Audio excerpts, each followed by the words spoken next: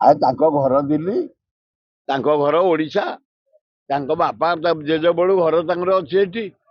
ସେ ତାଙ୍କର ଗଲେ 7-8 ଦିନ ରହିବେ, ଆସିବେ ତାଙ୍କ ନିଜ ଘରେ।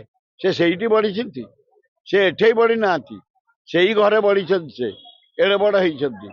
ସେ ମୁଖ୍ୟମନ୍ତ୍ରୀ ହବା ପୂର୍ବରୁ ଆସିଲେ ନା, ଆଉ ଏଇନା ଓଡ଼ିଶାବାସୀ ହେଇଗଲେ ନା। ଆଉ ସେ ଦିଲ୍ଲୀବାସୀ, ତାଙ୍କ ଗାଁକୁ ଯାଇଛନ୍ତି, ଫେର ତାଙ୍କ ଗାଁକୁ ଫେରିବେ।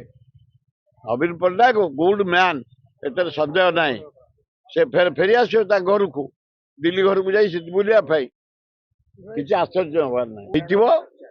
ହେଇଥିବ। ଶୁଣ, ସେ ରାଜ୍ୟର ଯେତିକି ବିକାଶ କରିଛନ୍ତି ବହୁତ କରିଛନ୍ତି। ଯାହାଙ୍କ ବିଷୟରେ କହିଲ ତମେ, ମୁଁ ସାଡେ ଯିବା ପାଇଁ ଚାହୁଁନି। ମୁଁ ନିଜେ ବହୁତ ଉପକୃତ।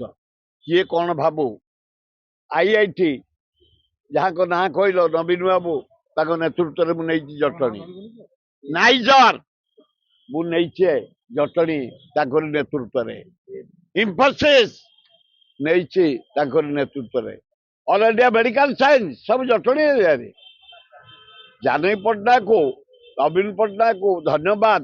ଯେ କାମ କରିଛି ମୁଁ ଟେକିଲେ ଭାସିଗଲା।